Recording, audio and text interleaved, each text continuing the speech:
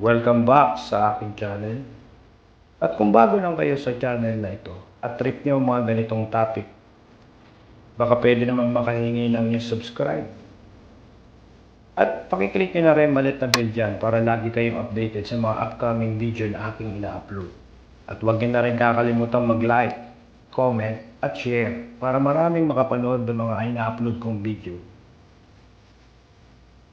Tuklasin, alamin, kaalaman, kasaysayan, misteryo, at marami pang iba dito sa Kaunting Kaalaman.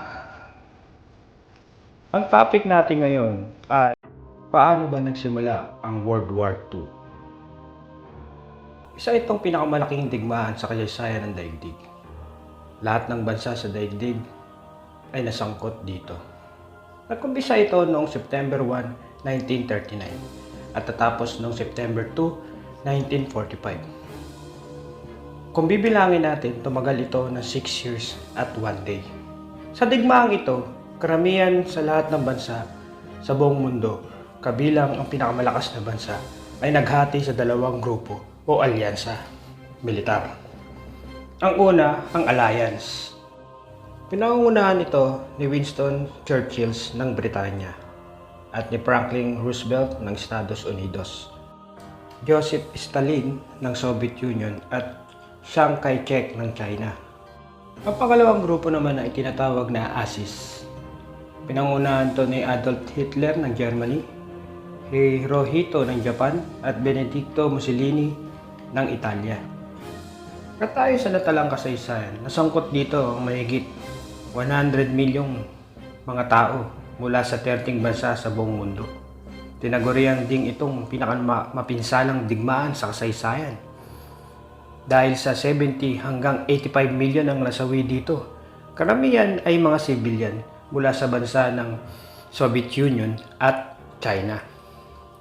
Ang malaking katanungan, paano nga ba nagsimula ang World War II? Noong 1937, nilayo ng Japan na sakupin ang mga bansa sa Asia. At sa panahong iyon, sila ay nasa gitna ng labanan sa pagitan ng China at Japan. Pero hindi ito ang tinuturing na umpisa ng World War II. Samantala, mapunta naman tayo sa Europa. Noong 1939, ang diktador na si Adolf Hitler ng Germany ay desidong sakupin ang bansa ng Poland. Ngunit alam ng Poland na susuportahan sila ng bansang France at Britanya kung sakaling lusubin sila ng Germany. Bago sakupin ni Hitler ang Poland, sinisigurado muna niya na hindi makikigulo ang Soviet Union. Kaya nagkaroon sila ng lihim na kasunduan na tinatawag na German-Soviet Non-Aggression Pact na pinirmahan sa Moscow noong August 23, 1939, na ang kasunduan nito ay pumapayag ng dalawang bansa na ang Poland ay hahatiin sa kanilang dalawa pag ito ay nasako, na 1/3 sa Germany at 2/3 sa Soviet Union. At dahil sa kasunduang ito, nasisigurado ni Hitler na hindi pipigil sa kanya ang Soviet Union o ang Britanya sa pag-atake sa bansa ng Poland. Kaya noong August 31, 1939, inutos niya na lusubin ang bansa ng Poland. At gaya na pag-utos ni Hitler, sinakop ng Germany ang Poland noong September 1, 1939. At bilang tugon sa digmaan, nagdeklara ng digmaan ang Germany laban sa Britanya at France noong September 3, 1939. At nagsimula na ang World War II sa araw na yon. At noong September 17, ang Soviet Union ay sumakop na rin sa Poland sa silangang bahagi nito. Dahil inaatake rin sa kanlurang bahagi ng Germany, tuluyan nang natalo ang Poland sa kanila. At gaya na pagkasunduan nila, naghati sila sa pagkontrol ng bansa ng Poland. At sa kabilang panig naman tayo, mainit din ang labanan sa karagatan ng Germany at Britanya. Gamit ang U-boat, submarine, mahigit sa 100 barko ng Britanya ang napalubog ng German sa una at 4 na buwan pa lamang ng digmaan. Noong April 9, 1940, sabay na sinakop ng Germany ang Norway at Denmark at galit na galit sila sa digmaan at gigil na gigil. At noong May 10, 1940, mabilis na nasakop ng Germany ang Belgium at Netherlands gamit ang kanilang technique na tinatawag na malakidlat na pag-atake. Pagkalipas ng 3 araw, nagulat naman mga sundalong France nang lusubin ng Germany ang France. Unti-unting bumabagsak na ang France sa kamay ng Germany. At nakipagsundo naman si Benedicto Mussolini kay Hitler noong June 10, 1940 at nagdeklara na din ng digmaan ang Italy laban sa France at Britanya. At tuluyang napasakamay ni Hitler ang bansa ng France. Pagkatapos nito, tinuon naman ni Hitler ang kanyang panahon sa bansa ng Britanya. Pinilano ni Hitler na tawirin ang dagat at lusubin ng Britanya na tinatawag nitong Operation Sea Lion. At biglang umpisa ng paglusob nito, sinagawa niya ang malawakang pangbobomba sa Britanya gamit ang mga eroplano noong tag-init ng 1940. Binomba nila ang London paggabi at ang iba pang mga lugar na nagresulta ng maraming namatay na sibilyan sa bansa ng Britanya. Ngunit hindi nagtagumpay si Hitler dahil natalo ng Royal Air Force ng Britanya ang Germany Air Force na tinatawag na Battle of Britain. Dahil dito, tinigil muna ni Hitler ang Operation Sea Lion. At matinding pinsala ang natamo ng Britanya sa kamay ng Germany. Pero dahil sa tulong ng Amerika, binigyan sila ng suporta para sa digmaan. Sa unang buwan ng 1941, ang Hungary, Romania at Bulgaria ay sumali na rin sa grupo ng Axis. Nasakop na rin ng Germany ang Yugoslavia at Gresya, kasama sa plano ni Hitler na paalisin ang mga Hudyo sa Europa na nasakupan niya. At ito'y nauwi sa 4 milyon na namatay na mga Hudyo sa piitan ng bansa ng Poland. At plano rin niyang sakupin ng Soviet Union. Kaya noong June 22, 1941, inutos ni Hitler na atakayin ang Soviet Union. Tinawag itong Operation Barbarossa.